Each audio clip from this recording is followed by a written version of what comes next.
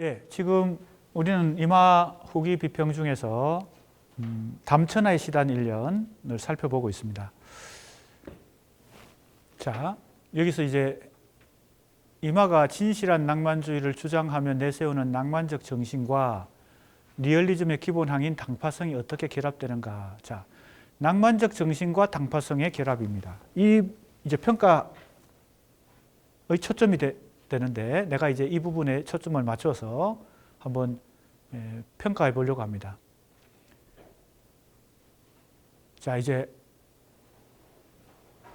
조금 전에 그 전에 했던 이 부분도 한번 봅시다.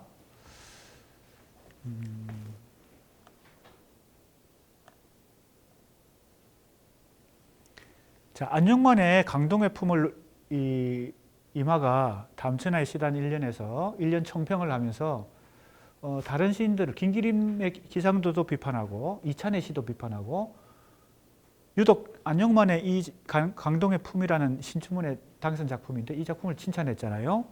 근데 이제 그 관점은 과연 타당한가? 이것도 우리가 평가를 해볼 만하죠. 시적 화자가 일본 동경에서 성장한 후 고향인 압록강 근처로 돌아와서 그곳을 회상하며 쓴 시다.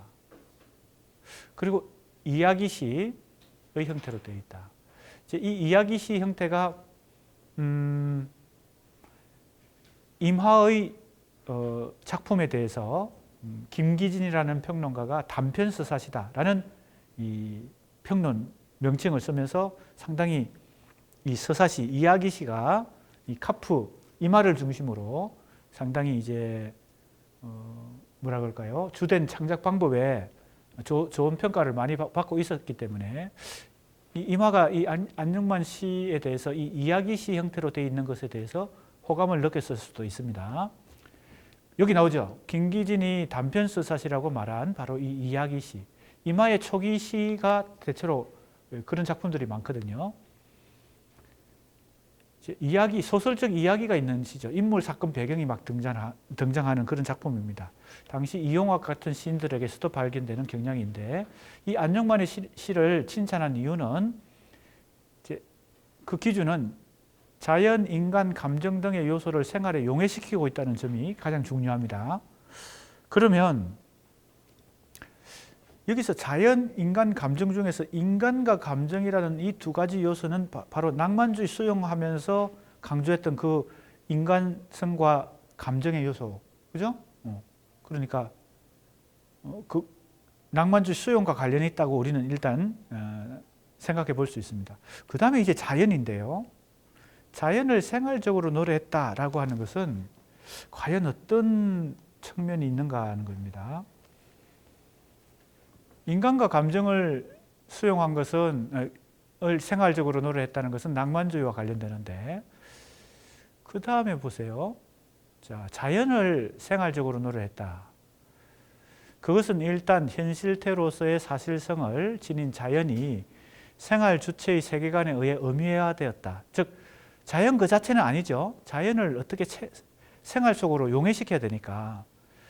즉 객관성을 가진 자연이 주관적인 주체의 세계관에 의해서 의미화되었다는 것이니까 안녕만의 시를 살펴보면 읽어보면 아라가와와 압록강을 자연이라는 동일한 범주로 간주함으로써 자연에 대한 역사적 인식을 결여하고 있다. 지금 압록강에서 일본 동경 시절을 회상하고 있는 작품이거든요.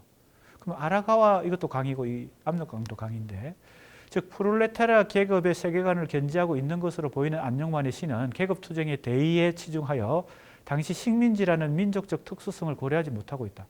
계급투쟁의 관점에서는 민족이 중요하지 않죠. 민족 모순보다 계급 모순이 더 중요하니까 지금 압록강에서 아라가와 강을 회상하면서 계급의 관점에서 지금 이 작품의 주제가 전개되고 있다는 점에서 지금 식민지 시대의 이 민족 현실에 대해서는 고려하지 못하고 있다. 그래서 이러한 안녕만의 시를 자연을 생활적으로 노래한 작품으로 많이 높이 칭찬한 이마의 안목도 치우쳐서 당대 식민지 모순에 대해서는 관심을 가지지 못하는 그런 문제를 보여주고 있다. 이건 내가 평가하는 겁니다. 이런 평가도 가능하다는 겁니다. 그 다음에 또 하나의 문제는 이마가 진실한 낭만주의를 주장하며 내세우는 낭만적 정신이 자, 리얼리즘의 기본항인 당파성과 어떻게 조화를 이룰 수 있는가, 어떻게 결합되는가. 자, 낭만성과 당파성은 어떻게 결합이 되는가. 김기림이 제기한 기교주의와 인간성의 통합. 자, 김기림은 어떻게 했어요? 기교주의와 인간성을 통합해야 된다고 생각했죠. 주장했죠. 그래서 전체성의 시가 되어야 된다고 했는데, 자, 이제 우리는 이마에 대해서 어떻게 판단할 수 있을까요? 이마는 자, 낭만적 정신과 당파성을 결합시켜야 되는, 종합해야 되는 그런 이제 과제가 주어져 있죠. 시적 구성 요소가의 각각을 분리하여 양식에 대입하고 그것을 다시 결합하려는 절충적 종합이다. 그죠? 이거는 형식의 내용을 결합하면 전체에 도달한다. 이렇게 생각했으니까 절충적으로 종합하려는 문학과 예술이 그렇게 1+1이 2가 되는가 하는 문제가 있습니다. 산술적 종합이다. 혹은 뭐 절충적 종합이다. 이렇게 비판해 볼 수 있죠. 그렇다면 이마는 어떻게 평가할 수 있을까? 이마는 신로맨티시즘을 통해 낭만적 정신을 꿈, 창조하는 몽상으로 보고 그 중요한 요소인 감정을 사상, 행동과 동일시한다. 자, 이건 이미 앞에서 우리가 살펴봤습니다. 자연과 더불어 그것들이 생활에 용해되고 시화됨으로써 사실성과 낭만성을 변증법적으로 종합할 수 있다고 지금 주장하는 겁니다. 안녕만의 시를 통해서 그걸 예를 들고 있고요. 자, 자연을 생활에 용해한다는 것은 사실을 주관에 결합시킨다는 거죠. 생활은 주체의 삶이니까요. 사실성과 낭만성을 변증법적으로 종합한다. 그런데 이러한 낭만성의 수용은 그가 꿈 혹은 몽상이라고 말한 바 있는 주관적인 의지와 친연성을 지닌 것이어서 그가 견지해왔던 반영론에 입각한 리얼리즘 미학의 근본 개념과 상충하면서 균열을 일으킨다. 내가 이제 그렇게 평가하는 겁니다. 자, 반영론의 미학적 당위는 인간 의식의 외부에 독립적으로 존재하는 객관적 실제를 인정하고, 자, 우선 반영론이라고 하는 것은 객관적 실제를 우선시합니다. 즉, 객관적 현실을 더 중요시하는 것입니다. 인간의 내면에 있는 주관성보다. 감정, 대표적인 게 감정이죠. 인간 내면의 주관성의 대표적인 게 감정이죠. 객관적 현실을 먼저 인정하고 그 객관을 일정한 형식으로 재현하는 것이 바로 이 반영론의 핵심인데, 현실에 대한 인식이 그 주체의 인식으로부터 독립된 객관적 현실이 먼저 있다고 보는 겁니다. 주관과 객관 사이의 관계에 있어서, 주체와 객체 사이의 관계에 있어서 객관적 현실을 더 중시하고, 게다가 그게 먼저 있다라고 생각하는 거죠. 인간의 감정보다.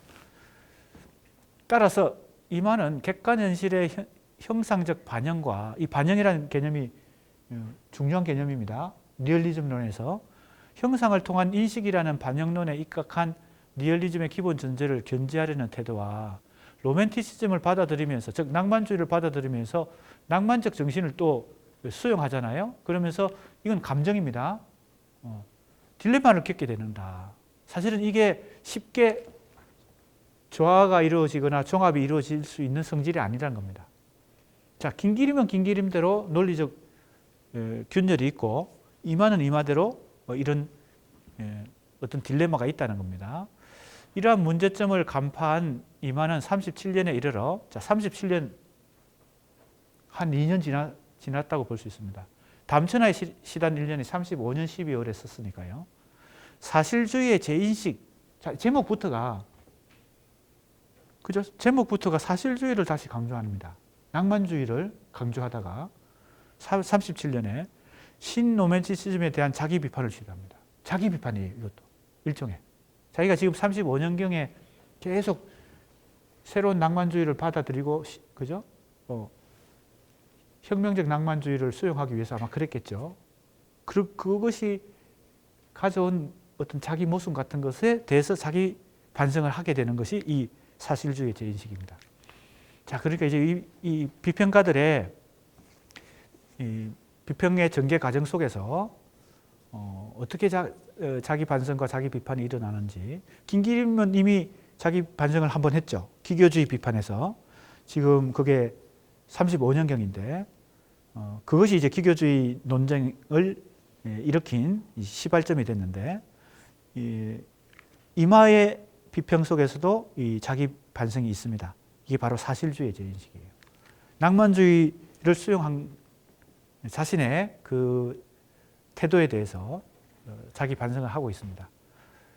자, 37년경이라고 그랬는데 정확하게 37년 10월이네요. 37년 10월. 이 문학의 논리라고 하는 것이 이마의 비평집입니다.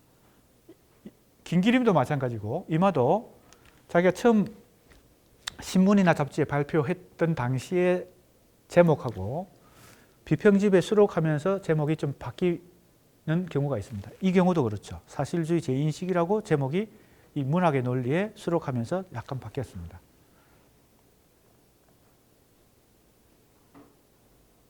자, 이 부분에서 이러한 킬포친과 와시리 앱스키의 로맨티시즘론을 중심으로 만들어지는 것이 필자의 낭만 정신의 현실적 구조란 논문이었다. 자기 비평을 다시 지금 돌아보고 있습니다. 그러니까 이 글도 이 평론도 완전히 자기 독창적인 논리가 아니고 이 소련에서의 뭡니까? 혁명적 낭만주의, 그죠? 사회주의 리얼리즘에서 등장했던 그 논리를 자기식으로, 그죠? 수용한 것이 이제 이 평론으로 등장했겠죠. 이러한 입장을 낡은 공식주의에 대한 비판으로서 또는 간조주의에 대한 반발로서 설정하려고 하였던 일방, 나는 시의 리얼리티를 고적한 시대적 로맨티크 가운데서 찾으려고 했던 것이다. 고적한 시대적 로맨티크라고 또 이제 말합니다. 이 평론을 쓸 때만 해도 낭만적 정신을, 그죠? 원리적 범주로 보고 새로운 낭만주의를, 그죠? 적극적으로 옹호했잖아요. 근데 이제는 그 낭만주의를 다시 비판적으로 바라보고 있습니다. 고적한 시대적 로맨티크를 가운데 찾으려고 했다. 그때는 그랬다는 겁니다. 2년 전의 얘기예요. 이게 34년에 발표됐으니까 한 3년 전의 얘기네. 이 글은 34년에 발표됐죠. 이것은 작년 초까지의 나의 이론상 입장. 그러니까 작년 초까지는 이 입장을 견지했는데 이제 반성을 한다는 겁니다. 충분한 책임과 아울러 기회를 보아 자기 비판할 과제이나 오류의 출발점은 전기 논문의 제목이 말하듯 시적 리얼리티를 현실적 구조 그곳에서 찾는 대신에 정신을 가지고 현실을 규정하는, 정신이 먼저 앞섰다는 겁니다. 현실보다. 객관적 현실보다 주관적 정신이 너무 앞서가지고 역도된 방법이 있었다. 전도됐다. 뭐가 더 중요한데? 객관적 현실이 더 중요한데 주관적 감정을 더 높이 옹호하는 바람에 자기가 지금 와서는 반성한다는 겁니다. 자, 이제 이런 얘기가 지금 임하의 낭만주의로는 조직의 와해와 동료들의 전향이라는 국면에서 주체의 자기 동일성을 강화하려는 주체의 재건입니다. 주체를 다시 재건해야 되고 조직도 다시 흩어지는 조직을 다시 강화해야 되고, 그러니까 이 낭만주의적 정신, 낭만적 정신을 활용해서 그걸 시도했던 것이죠. 강화하려는 의도에서 제시되었으나 객관 현실과 매개되지 않는 낭만적 정신에 치우쳐 이쪽으로 너무 빠져서 미래적 변혁에 대한 주관적 열망, 그죠? 주관적 열망, 낭만적 정신 다 같은 말입니다. 다 통하는 겁니다. 거치고 말았다. 이런 과정은 혁명적 낭만주의를 수용하는 과정에서 자신의 실론의 리얼리즘의 원리와 낭만성의 차원을 변증법적으로 종합하려 했죠. 자, 이게 바로 조금 전에 내가 지금 이 따져보고 있는, 평가하려고 하고 있는 어떤 테마와 관련돼요. 낭만적 정신과 당파성을 어떻게 종합할 수 있느냐. 이 리얼리즘의 론의 가장 핵심이 당파성인데 이것하고 낭만적 정신을 어떻게 결합할 수 있느냐. 이마 스스로도 자기가 그걸 시도했는데 한번 실패했다고 지금 반성하고 있죠. 이런 과정은 여기 변증법적으로 종합하려고 했던 노력과 맞물리는 것인데, 이러한 시도는 인식 주체의 주관성과 반영돼서는 객관성, 주관성과 객관성 사이의 관계 정립이라는 어려운 문제를 과제로 남겨놓고 자, 이 자기 반성에는 본격적인 반성은 앞으로 좀 미뤄두겠다. 다만 지금 내가 너무 낭만 정신에 치우쳤다. 라고 그냥 이제 일단 반성하고 이제 지나가는 거죠. 자기 비판하면서 이유 주체 재건이라는 명제를 통해 소설론의 전개로 진행된다. 자, 이제 첫 번째 우리가 이마 후기 비평의 현실관, 주체관, 그 다음에 인식적 매개. 그죠? 그 세 가지를 중심으로 후기 비평을 우리가 분석해 보았습니다. 이제 내용과 형식의 관계, 이마 후기 비평의 내용과 형식의 관계를 이제 살펴볼 차례입니다. 기법적 매개 혹은 형식적 매개에 대해서 살펴봅니다. 이마는 전기 비평에서 당위론적이고 규범적으로 설정했던 현실 개념, 이 현실 개념은 정치 경제적 현실이라고 우리가 불렀죠. 주체 개념은 관념적 계급 주체, 관념적 계급 주체. 인식론적 차원으로 재정립하여 객관 현실을 반영하는 노동자 주체 계급을 설정한다. 이랬습니다.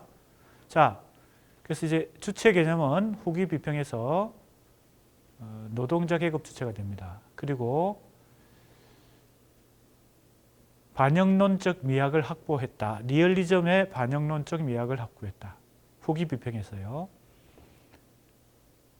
그래서 이 반영론적 미학에서는 내용과 형식의 문제에 초점을 맞추어 살펴보면 형식 논리가 아니라 변정법적인 이해, 창작 과정에서 그런데 이마 비평의 실제 양상은 내용과 형식의 관계를 변정법적으로 이해한다는 말과 달리 그것을 분리해서 내용과 형식을 분리해서 대립시키는 모습이 나타난다. 이랬습니다.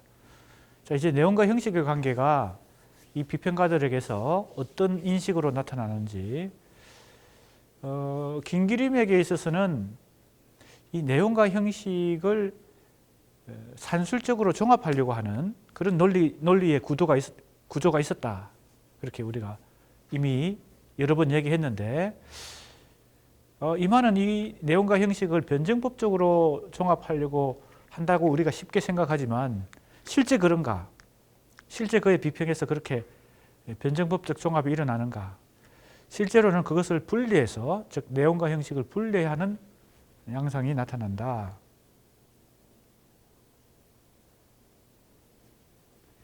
기교파를 비판하는 과정에서 형식과 기교를 혼동한다. 자, 형식과 기교는 완전히 같은 건 아니죠. 형식주의라고 하는 것과 기교주의는 다른 것입니다.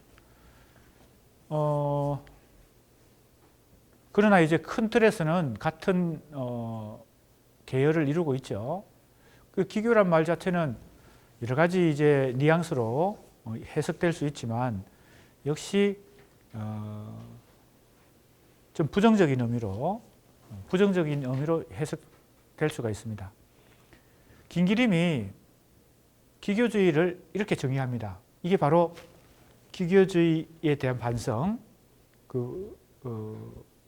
기교주의 논쟁을 불러일으킨 바로 글에서 스스로 기교주의에 대해서 이렇게 얘기합니다. 시의 가치를 기술을 중심으로 하고 체계화하려고 하는 사상의 근저를 둔 실론. 자, 기술, 이걸 기교주의라고 불렀습니다. 시의 가치를 기술을 중심으로 했죠.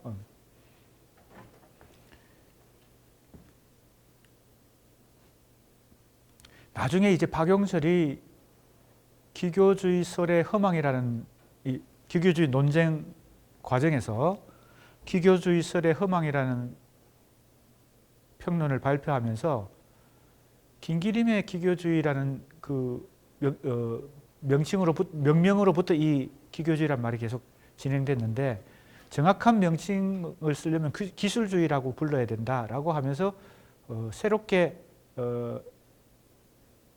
비판적으로 검토하거든요. 이 기교주의라는 용어를요. 그래서 이제 그 기술주의라고 불러야 된다 할 때는 이 김기림이 말한 이 정의 속에 이 기술이 들어 있습니다. 김기림은 기교주의를 이렇게 정의를 했던 것이죠. 자, 이만은 이 기교주의라는 이 기교에 대해서 어떻게 말하는가 하면 내용과 사상을 방기하고 시의 제작, 자, 이 제작, 기교주의를 이렇게 정의하고 있습니다. 제작만을 위해 사유한다고 비판해서 사실상 기교와 대립되는 위치에 내용을 놓았다. 자, 내용과 사상이 이 기교와 반대 지점에 있는 것이죠. 담천하의 시단 1년에서 이어서 기교파의 조선시단. 자, 이것도 기교주의 논쟁 과정에서 발표한 작품입니다. 임화가요. 이 제목에서도 알 수 있듯이 기교파라고 하는 명칭을 계속 쓰고 있습니다. 사실은 이제 이런 용어가 김기림이 먼저 기교주의란 말을 사용했기 때문에 그것을 그대로 이용해서 비판하려고 하는 거죠.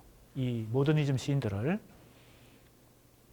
기교와 형식을 동일시하는 일종의 단순화, 논리의 단순화가 나타난다라고 나는 이제 비판적으로 계속 분석하고 있습니다. 전체주의라는 시, 이 김기림을 뜻합니다. 이 개념 가운데는 내용과 형식을 동렬해 놓는 등가적 균형론의 여훈이 적지 않음에도 불구하고 시 가운데 생활 현실이 차지할 중요한 자리를 장만하고 있어는 사실이다. 자, 이 말은 뭐예요? 이마가 볼 때 김기림이 이 전체주의라는 용어는 사실은 잘못된 것입니다. 전체성의 시 이렇게 말했지 전체주의라는 말을 쓰지 않았어요. 이 전체주의라는 말은 상당히 정치적 체제를 얘기할 때 우리가 전체주의 이렇게 얘기할 때 그것하고 혼동될 가능성이 있습니다. 사실은 이건 조금 잘못된 용어죠. 전체성의 시 혹은 전체성이라는 표현을 썼죠. 김기림이. 그건 내용과 형식을 종합한다는 뜻인데 그래서 이마가 볼 때는 내용과 형식을 동렬해 놓는 등가적 균형론. 이 다른 말로 하면 산술적 종합이죠. 그죠? 다 비슷한 말입니다. 그런 우려가 있음에도 불구하고 생활 현실을 중요시했다는 점에서 의미가 있다 이렇게 보는 거죠. 왜? 이마 입장에서는 모더니즘 비평을 대표하는 모더니즘 문학을 대표하는 김기림이 내용을 그동안 우리가 소홀히 했다. 사상을 소홀히 했다. 현실에 참여를 적극적으로 해야 된다. 이런 지금 주장을 하고 나오니까 한편으로는 그죠? 카프의 리얼리즘 이론가인 이마 입장에서는 김기림의 이 변화가 자기 쪽으로 이렇게 이동하는 것이니까 생활 현실이 차지할 중요한 자리를 장만한다라고 그 부분에 대해서는 이제 긍정해 주는 것이죠. 그 다음에 이렇게 얘기합니다. 물론 이 상태는 시의 이상적 상태로서 내용과 기교를 통일한 전체로서의 시 읽게 틀림이 없으나 이렇게 말하는 순간 내용과 기교를 내용의 반대 개념으로 기교를 계속 얘기하고 있습니다. 그러니까 형식과 기교를 거의 동일시한다는 거죠. 형식이 기교 그 자체는 아닌데 이런 점에서도 역시 논리의 단순성이 있습니다. 아무튼 지금 여기서 뭐라고 얘기합니까? 그것은 전체주의라고 이름하는 것보다도 가장 완성된 시. 자, 전체주의라는 말로는 부족하다. 다시 말하면 명일에 있어서 유일한 완성된 시. 내일에 완성될 수 있는 시라고 범위 명확한 개념으로 결코 아주 주견이 아닐까 한다. 이렇게 했어요. 자, 이때 내가 주목하는 것은 역시 이 기교를 어떤 위상으로 바라보는가 하는 것입니다. 따라서 이마는 기교와 형식을 동일시하는 오류를 범하고 있는데 마르크스 레닌주의 미학은 이 두 개념 사이에 분명한 변별성을 두고 취급하고 있다. 자, 형식과 기교를 그죠? 동일하게 보는 것은 단순한 사고다. 지금 이런 얘기죠. 마르크스 레닌주의에서도 그 미학에서도 이것은 다른 개념이다. 따라서 이마가 기교라고 비판하는 것은 실상 형식을 구성하는 일부분, 수단에 지나지 않는 것이고 형식 그 자체는 아니다. 내가 이제 평가를 이렇게 하는 것입니다. 이 논문에서. 이마는 김기림이 기교주의의 경향을 비판하고 인간성에 토대한 높은 시대 정신을 요구한 것을 평면적 차원에서 형식과 내용의 종합으로 간주한 것이다. 자, 이 지금 평가는 조금 더 유의를 해서 봐야 됩니다. 자, 김기림은 내가 여러 번 얘기했지만 기교주의 비판이라는 그 글에서 스스로 자기 반성을 하면서 기교주의가 시대적 관점에서 역사적 이 맥락에서 이제 실효성이 없어졌다. 지금 이 역사적 단계에서는 기교주의만 가지고는 안 되고 그게 인간성이 가미되어야 되고 시대 정신이 그죠? 시에 포함되어야 한다. 이렇게 얘기하고 있죠. 그런데 이때 기교주의라고 하는 것도 그렇고 시대 정신도 그렇고 인간성도 다 역사적 개념입니다. 역사적 맥락에서 얘기하는 겁니다. 그냥 평면적인 진공 상태에서 내용과 형식의 관계로만 환원해서 얘기하게 되면 이것은 좀 역시 단순성에 빠지게 된다는 얘기죠. 김기림의 기교주의라는 말 자체가 가지고 있는 그 의미 맥락을 정확하게 이해하려면 시대 역사적 차원에서 역사적 단계에서 지금 똑같은 시라도 잘 보세요. 1930년대 초에 모더니즘 시 운동을 벌일 때 그 시를 30년대 초에는 유효했는데 지금 35년경에는 이게 유효하지 않다라고 보는 겁니다. 그러니까 이걸 단순히 그 시만 놓고 시대적 역사적 맥락을 빼고 그걸 내용과 형식의 문제로 활용해서 원론적으로 얘기하기 어렵다는 겁니다. 김기림이 원래 말했던 그 의미는.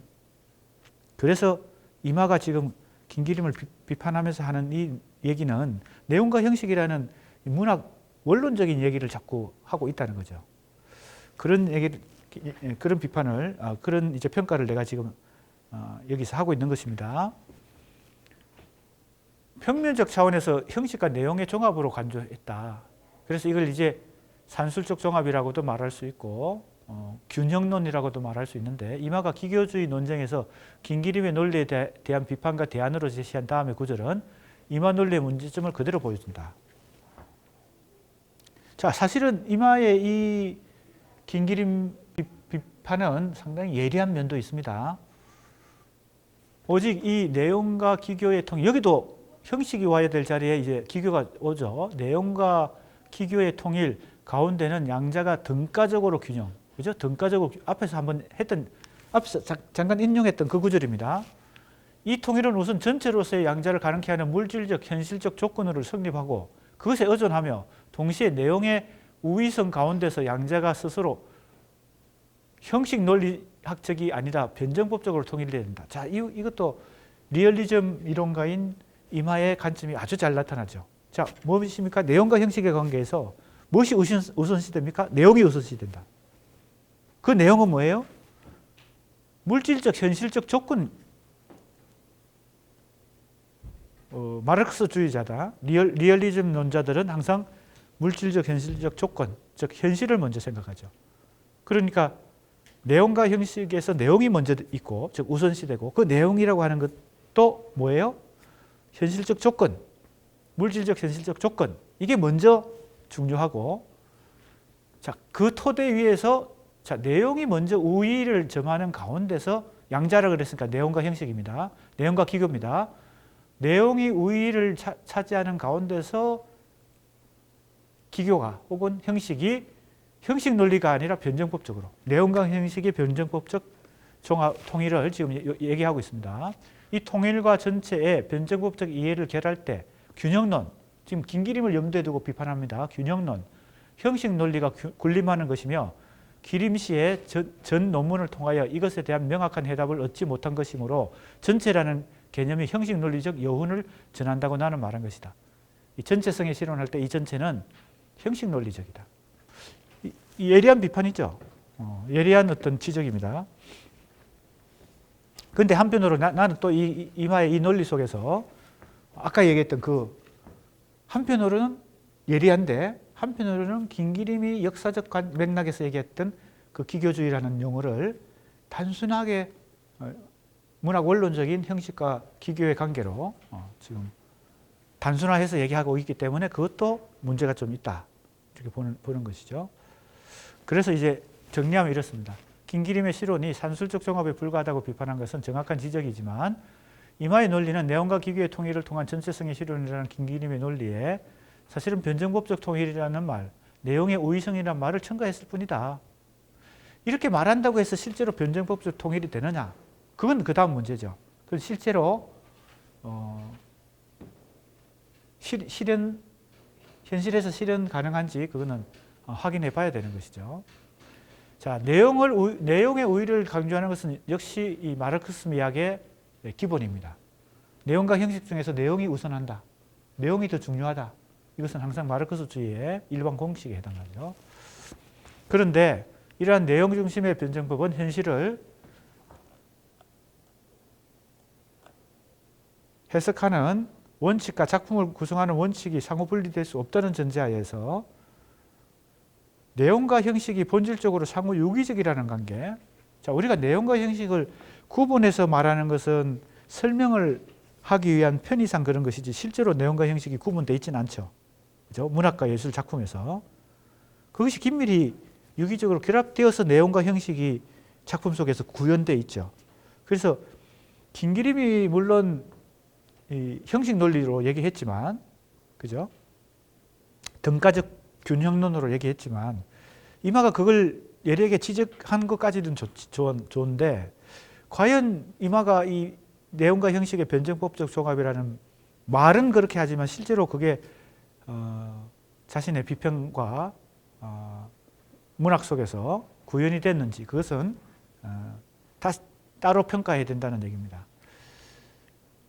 이마의 논리는 내용과 형식을 분리하여 기교파 시인들을 내용을 방기한 형식주의라고 비판하고 다시 내용과 기교의 변증법적 종합을 요구하는 것이므로 김기림보다는 조금 나을지 몰라도 크게 다르지 않다. 뭐 이런 지금 비판을 해볼 수 있습니다. 자, 내용과 형식의 문제가 이마에게는 이제 과제, 이론적 과제인데 어떻게 이 내용과 형식의 종합을 이뤄낼 것인가.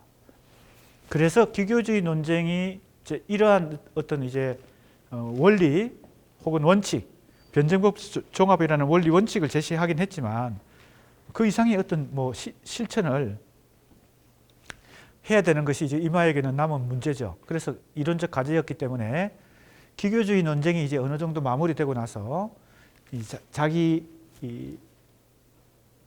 비평문, 평론을 통해서 주로 언어에 대해서 연구를 많이 합니다.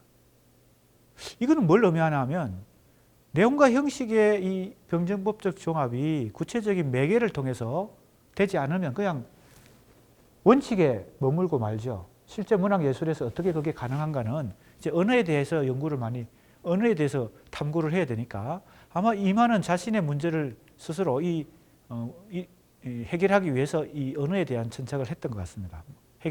노력을 했던 것 같습니다. 그래서 이러한 시도는 시장 내의 일반적 특성을 규명하려는 의도와 결부되고 그래서 시의 일반 개념 이런 평론을 쓰게 됩니다.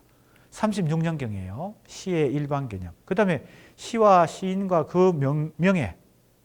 그러니까 그 전에 이마가 보여줬던 그 평론들과는 굉장히 다른 언어에 대한 관심을 그리고 시의 일반 개념이라든가 시와 시인의 명예라든가 이런 데서 계속 연구를 하게 됩니다.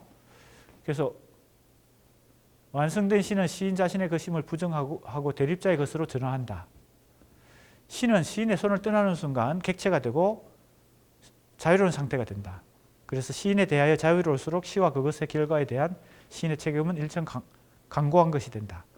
이러한 논리로 이마는 허위의 시와 진실한 시를 구분한다. 그래서 윤리적 책임에 대해서 역시 강조를 합니다. 시인이 윤리적 책임을 가지고 역사 발전에 진보적 신념을 가지고 임해야 된다. 뭐 이런 얘기를 지금 하게 됩니다. 그 다음에 시와 시인과 그 명예에서 명예로운 시인의 조건으로 진실한 생활 능력, 시를 가지고 전선에서는 전위성, 문학과 투쟁을 동일시하는 것이죠. 그리고 생활과 시를 역시 연결하려고 하고요. 현실 생활의 본질적 관계에 대한 과학자의 동일한 진리 탐구의 열의를 들고 있다. 명예로운 시인이 되려면 이 세 가지 조건을 갖춰야 된다는 거죠. 그래서 전위성, 과학적 세계관 이렇게 요약할 수 있습니다. 전위적이어야 되고 시인이 명예로운 시인이 되려면 두 번째 과학적 세계관을 가져야 된다. 여기서 과학성을 강조하거든요. 이것은 상당히 새로운 이마가 보여주는 새로운 특징인데 그래서 이 과학성에 대해서 살펴봐야 될 것 같습니다.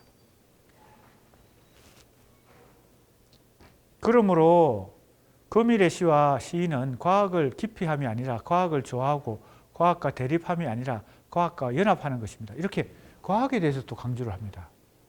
상당히 이전에 이마의 평론가는 좀 다른 면모를 보여주는 것이라고도 볼 수 있는데 뭔가 이마 비평도 변화가 진행되고 있다 이렇게 볼 수 있고요. 낭만주의를 수용할 때 특히 감정을 강조했고 낭만적 정신을 강조하다가 한번 자기 반성을 하게 되죠. 그러면서 현실적인 것을 다시 강조하게 되고 그 이후에 지금 이제 시의 언어에 관심을 갖게 되고 다시 과학적인 것을 강조하게 되는 이런 과정으로 이마 비평의 논리가 전개된다 이렇게 볼 수 있겠습니다. 그런데 역시 이마는 계속 이분법적 사고방식을 유지해 나갑니다. 이마의 사고 구조는 정오와 애정은 감정적인 것이고 시적 감정이고 이 항목과 과학적인 것은 이성이고 신념이다. 이 항목을 이분법적으로 구분하고 과학, 이성, 신념을 중심으로 이게 더 중요하다고 보는 거죠. 감정보다는 이성이 더 중요하다고 봅니다. 그러니까 낭만주의를 재평가하고 수용했던 그 단계에서 다시 더 나아가면서 사실적인 것을 더 강조하고 이제 과학까지 강조하게 되는 그런 상황으로 전개된다. 이렇게 보는 것이 좋을 것 같습니다. 이 이마의 비평문들을 쭉 이렇게 객관적으로 탐색해 보면 그렇다는 겁니다. 결국 이마의 논리를 지배하는 변증법적 문제 설정은 이성 중심, 내용 중심, 주체의 자기 동일성. 그래서 이제 변증법적 문제 설정도 상당히 이성을 중심으로 감정을 그저 수용하는 거겠죠. 이마의 비평이 뭔가 변화가 많았지만 그래도 더 중요한 것은 이성이고 그래서 이제 과학을 강조하는 이 지점까지 나아가는 거겠죠. 그래서 이성과 내용을 중심으로 감정과 형식을 종합하려고 하는 그래서 주객변증법, 역사철학적 근대성.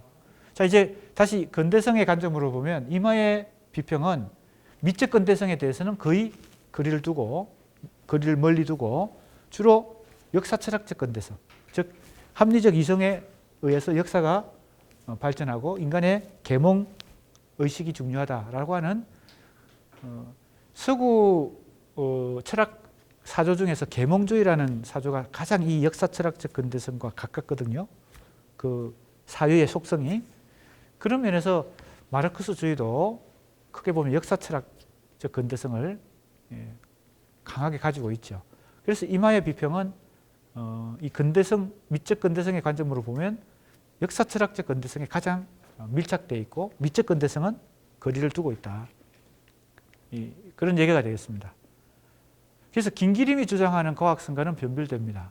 김기림도 과학을 굉장히 중요시했거든요. 문학도 과학적인 비평, 과학적인 객관성을 중시하는 그런 주장을 많이 했는데 김기림의 과학성과 이마의 과학성은 어떻게 다른가? 김기림은 시의 연구에 언어학, 사회학, 심리학 등이 필요하다고 보면서 언어의 세 측면을 형태, 의미로 분석하는 차원에서 구성 요소들 간의 결합이라는 것을 고려합니다. 그때 김기림이 과학성을 주장하는데 그 과학성은 역사철학적 근대성과 미적 저항, 이 미적 저항에 해당되는 게 미적 근대성입니다. 신미적 근대성이라고도 말할 수 있는 그것을 같이 고려합니다. 그만큼 어찌 보면 비평의 논리가 복잡하다고 말할 수 있고 어찌 보면 그만큼 모순에 노출될 수도 있죠. 왜? 어느 하나만 가지고 있으면 모순이 별로 없는데 이 대립적인 두 가지를 동시에 가지게 되면 아무래도 모순과 논리적 빈틈, 논리적 균열이 많이 노출되겠죠. 김기림이 대표적으로 그런 경우입니다. 거기에 비하면 이마는 상당히 논리에 있어서의 빈틈이나 균열은 많이 노출하지 않죠. 그것은 바로 미적 근대성에 대해서는 무시하고 역사 철학적 근대성에 입각해 있기 때문에 그런 면도 있다는 것이죠.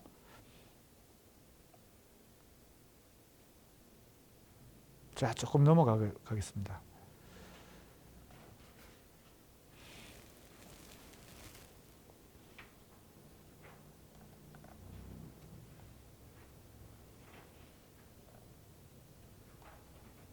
언어에 대한 탐구가 어디까지 가나 하면요. 이 언어의 마술성 이런 제목의 글까지 쓰게 됩니다. 36년에 이마가. 그래서 언어에 대한 아주 기본적인 개념부터 해서 언어라고 하는 매개를 상당히 깊이 있게 탐구를 계속하게 됩니다. 아까도 얘기했지만 왜 자꾸 언어에 관심을 가지게 됐을까요? 후기 비평에서 내용과 형식의 변정법적 종합이라는 걸 자꾸 자기도 말로만 자꾸 변정법적 종합 이렇게 말을 하지만 실제로는 종합이 되려면 이게 쉽지 않잖아요. 내용과 형식을 종합한다는 게. 그러니까 언어를 통해서 이 구체적인 매개를 통해서 종합이 이루어질 수 있다고 생각했기 때문에 이 언어에 대해서 관심을 계속 가지고 탐구를 했다고 볼 수 있습니다. 그래서 이제 어느 정도 단순화하던 이마의 비평도 그리고 마치 그 원리 원칙을 제시하는 듯한 이마의 비평도 이제 조금 더 문학적 언어의 관점을 에 대해서 탐구하는 그런 차원으로 전개된다 이렇게 볼 수 있습니다.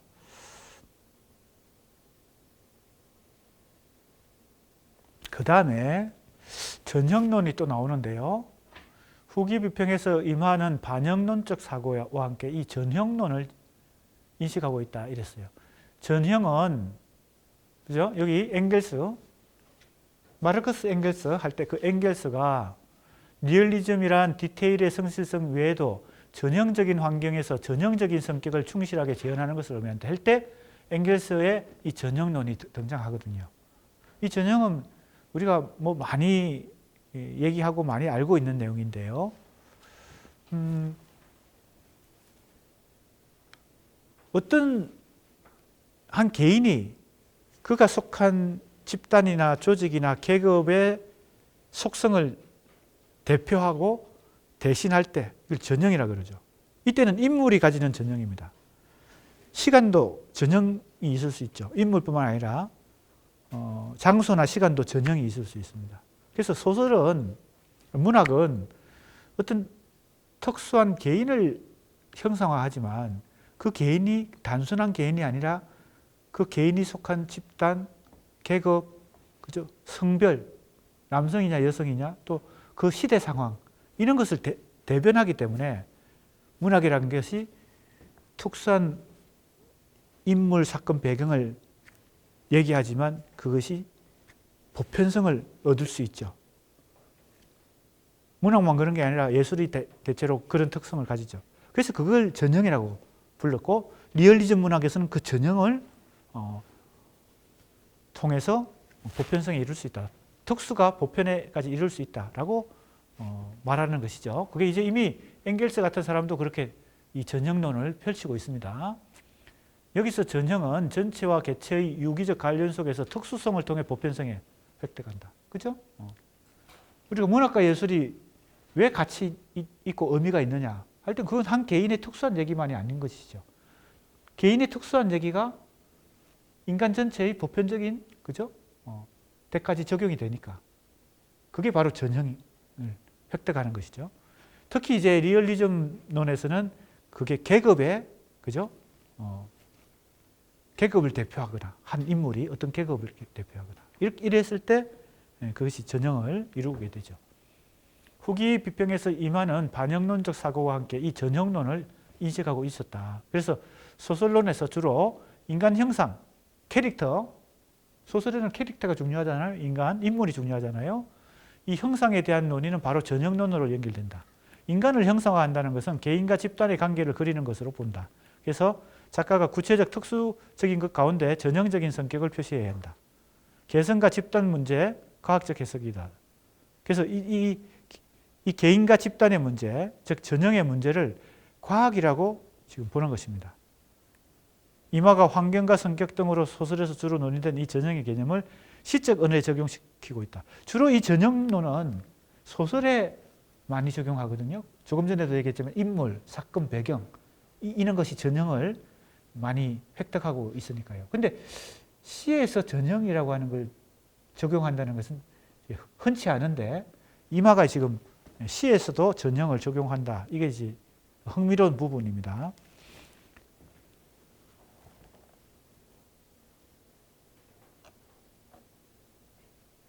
자, 이제 보세요. 기교주의 논쟁 이후에 주로 언어에 대한 관심을 중심으로 시론을 전개하던 이마는 37년 이후에는 주로 리얼리즘론을 중심으로 소설론 쪽으로 이동하게 됩니다.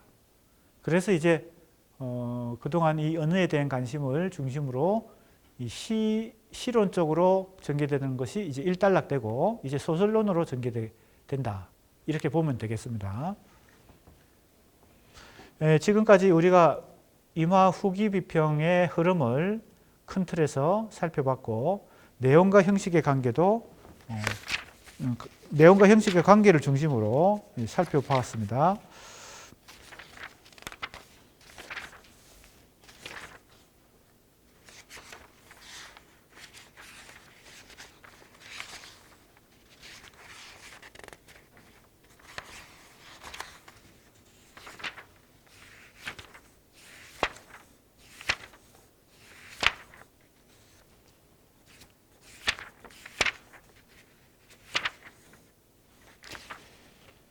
자, 그게 어딘가 하면 지금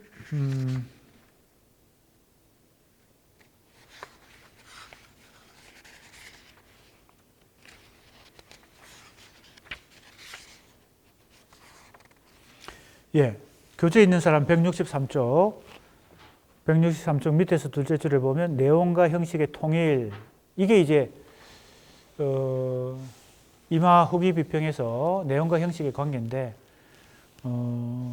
실천을 통해서 그죠? 그것을 내용과 형식의 통일을 성사시키려고 했다, 이렇게 볼 수 있고요. 기교주의 논쟁 이후에 이제 소설론으로 이동한다는 얘기를 했습니다.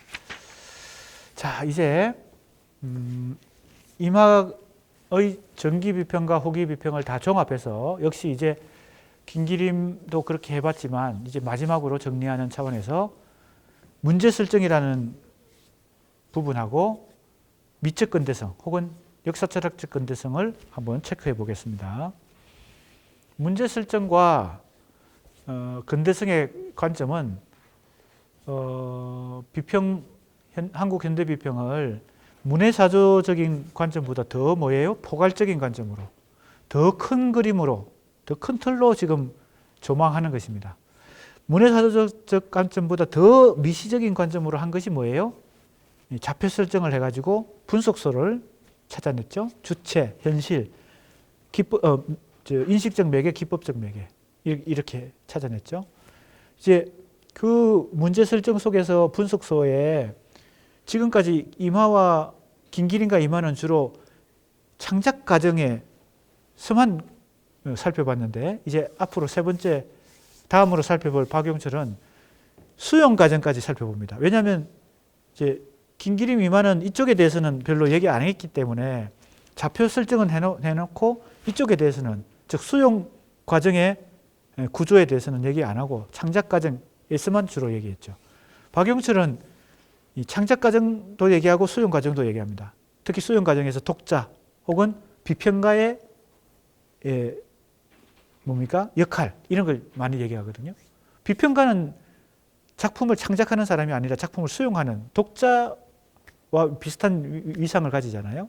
그러니까 이 좌표 설정을 해놓은 것이 뭐 쓸모없는 게 아니고 박용철의 경우는 이게 적용이 됩니다. 김기림 이마에게는 수용 과정은 논의가 없기 때문에 이거는 해당이 안 되지만요. 자, 이제 문제 설정에 대해서 살펴보면 어렵지 않습니다. 문제 설정은요. 변증법적 문제 설정이다.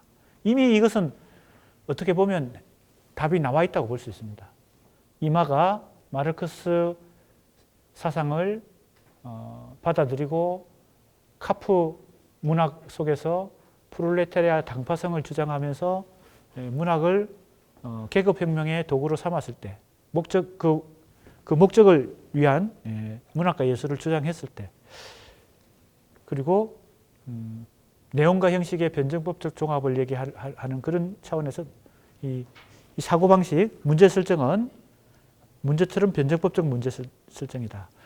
기억나나요? 김기림의 경우는 뭐라고 했어요? 기하학적 문제 설정이다. 이렇게 얘기했죠. 그 기하학적 문제 설정이라는 것하고 내용과 현식을 산술적으로 종합하려고 하는 것하고 연결되어 있습니다. 그 사고방식이.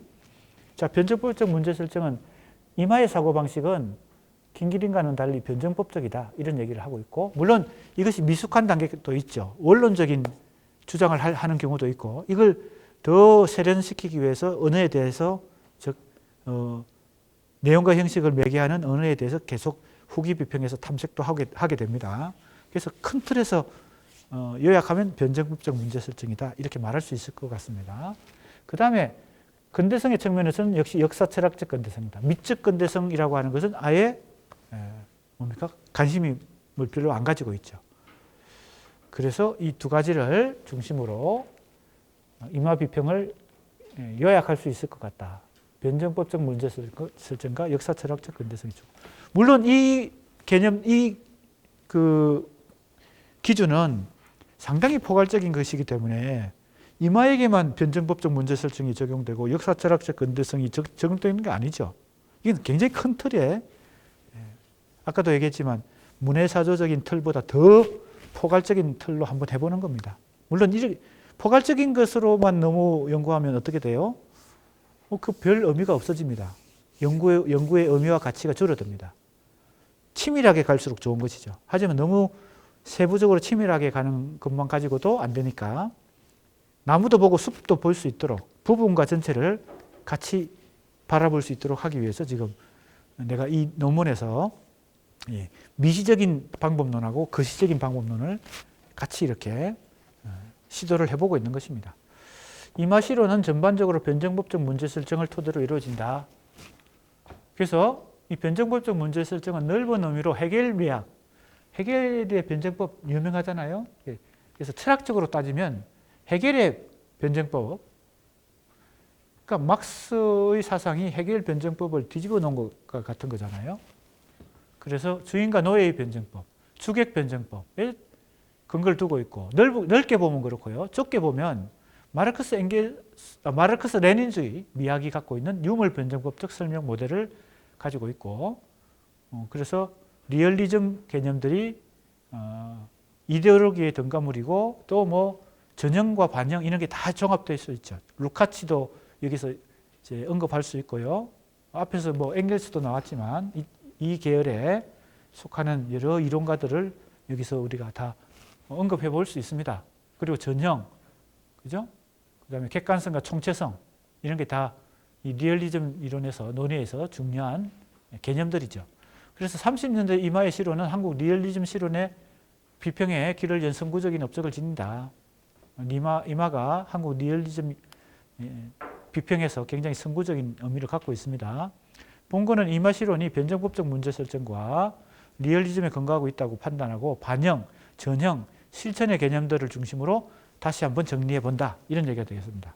우리 교재에 이 내용이 자세하게 서술되어 있기 때문에 반영, 전형, 실천 이런 개념에 대해서 교재를 통해서 한번 잘 살펴보기 바랍니다. 좀 일종의 이 문학 이론적인, 그죠? 혹은 문해사조적인 그런 공부가 되겠습니다. 이 내용은요. 그래서 변증법적 문제 설정, 반영론, 또 주체와 객체의 관계, 데카르트의 주체로부터 주객 이분법이 나오고 또 반영론은 주객 이분법을 변증법적으로 지향해서 통일하는 것을 목표로 하고 여기서 진리 개념이 나오고 뭐 이런 여러 가지 내용들이 다 지금 기본 어찌 보면 이론에 해당되는 것이고 그걸 정리해 두었습니다. 그래서 이걸 잘 한번 참고해서 정리를 하면 좋겠습니다. 여기 내용과 형식의 통일이란 문제를 해결하기 위해서 전형의 개념이 등장한다. 그래서 전형은 보편적인 것과 개별적인 것의 문제다. 앞에서도 전형에 대해서는 얘기했죠.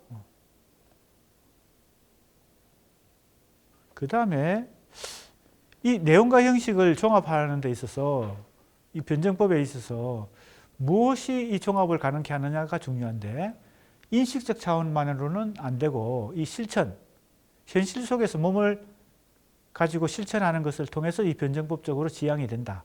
이 대립이 무엇이? 특히 주체와 객체의 대립과 내용과 형식의 대립은 실천을 통해서만 이 지향이라는 거 잘 알죠? 이 변증법에서 핵심 용어입니다. 지향. 아우프헤벤. 독일어로 원래 헤겔이 사용한 용어죠. 지향. 아우프헤벤입니다. 독일어 사전을 찾아보면 나와요. 아우프헤벤. 원래 지향하다. 그런데 지향하다 독일어 사전에 여러 가지 뜻이 있는데 첫 번째 폐기하다, 두 번째 보존하다, 세 번째 끌어올리다 뭐 이런 뜻들을 다 가지고 있어요. 자, 그런데 마치 모순된 것처럼 보이는 이 개념들이 이 아우프헤벤에 다 들어있다는 것이 바로 지향이라는 개념이 갖고 있는 의미가 복합적이라는 것입니다. 정반이 있을 때 합은 어떻게 만들어집니까? 정과 반이 서로 모순을, 그죠? 대립 모순을 가진 관계잖아요. 정이 먼저 있고 그 정에서 뭐예요? 모순이 저절로 생겨납니다. 항상 정이라고 하는 게 영원불변하지 않다는 겁니다. 정에서 모순이 생겨나요. 반이라고 하는 게 형성됩니다. 이 관계는 모순 대립의 관계입니다. 그러면 이걸 종합하는 게 변증법적 종합이잖아요. 합에 이르려면 어떻게 해야 됩니까? 이 두 개가 충돌해서 서로 대립하고 싸우고 투쟁을 해서 뭐예요? 버릴 건 버리고, 그죠? 보존할 건 보존해야 돼요. 버리고 보존한 걸 어떻게 해야 돼요? 합은 정과 반보다 높은 차원에 있습니다. 경지가 높은 차원이에요. 고차원이에요. 그러니까 이 두 개를 폐기하고 보존한 다음에 뭐예요? 이 보존한 걸 종합해야 되니까 끌어올려야 되죠. 지향이라는 단어, 아우프헤벤, 명사로는 아우프헤붕이죠. 거기에는 그런 뜻이 다 들어 있습니다. 그래서 우리가 어느 방향으로 나아간다, 이게 지향이잖아요. 지향하고는 다른 겁니다. 지향만 가지고 지향이라고 하는 것은 지향도 들어있죠, 그 안에는. 왜? 끌어올리니까 그것도 지향성이 있죠. 하지만 변증법적 종합의 그 핵심이 바로 이 지향이다. 그런데 실천이 중요하다는 겁니다. 실천이. 그래서 의식을 통한 객관적 현실의 올바른 반영과 전형적 상황과 전형적 인물을 통한 개별성과 보편성의 통일도 실천을 통해서 매개가 된다. 그래서 이 실천은 노동자 계급의 당파성과 연결되고 또 주관과 객관의 변증법적 통일이 가능하다. 그래야만 가능하다는 겁니다. 자, 그래서 여기서 이제 우리가 김기림의 기하학적 문제 설정과 또 다른 이마의 변증법적 문제 설정을 우리가 살펴볼 수 있습니다. 자, 이제 역사철학적 근대성에 대해서 살펴보죠. 여기 나옵니다. 변증법적 문제 설정이 이성적 주체의 인식에 의해 반영되는 객관적 실제라는 의미에서 진리의 한목적적 진보, 주체의 장기 동일성에 근거한 내용과 형식, 현실성과 낭만성의 종합이라는 특징을 가진 점에서 역사철학적 근대성과 아주 밀접하다는 겁니다. 이건 뭐 헤겔 철학도 그렇고 마르크스 사상도 그렇고, 그죠? 리얼리즘이 가지고 있는 기본 속성도 그렇고, 대체로 이 포괄적인 개념이니까 미적 근대성, 역사철학적 근대성도 그렇고, 조금 전에 얘기했던 뭐예요? 변증법적 문제 설정도 그렇고. 그러니까 이건 굉장히 원론적인 거니까 이마에게만 해당되는 건 아니지만 이마의 특성을, 이마 비평의 특성을 우리가 잘 아는 데 도움이 되죠. 그래서 이마의 실론이 지닌 역사철학적 근대성의 특징은 바로 이 두 가지 측면에서 가치적 합리성, 이게 유명하죠. 가치적 합리성과 도구적 합리성. 이거 막스 베버, 그죠? 하브마스, 호르카이머 이런 사람들이 근대성 비판할 때 바로 이런 개념으로 비판하죠. 그죠? 프랑크푸르트 학파, 그죠? 프랑크푸르트 학파의 아도르너, 그죠? 호르크하이머 이런 사람이 중심이 되고 그 다음에 이제 그 후배 세대가 이제 하버마스죠. 그래서 그 근대성 비판을 하게 되는데 그때 주로 도구적 합리성에 대해서 비판을 많이 하게 되죠. 자, 그런 차원에서도 지금 이 이마의 비평을 전기 비평과 후기 비평을 우리가 나누어서 연구를 했는데 그 전기 비평, 후기 비평을 다 종합할 때 이 두 가지 개념으로 설명을 할 수 있다. 첫 번째는 변증법적 문제 설정이다. 두 번째는 역사철학적 근대성이다. 이렇게 다시 한번 재해석해 볼 수 있다. 이런 얘기가 되겠습니다. 자, 여기까지가 이마의 비평에 대한 연구였습니다. 이제 다음 시간부터 박영철 2주에 걸쳐서 13주차, 14주차 이렇게 2주에 걸쳐서 박영철 비평을 공부하도록 하겠습니다. 오늘 여기까지 하겠습니다.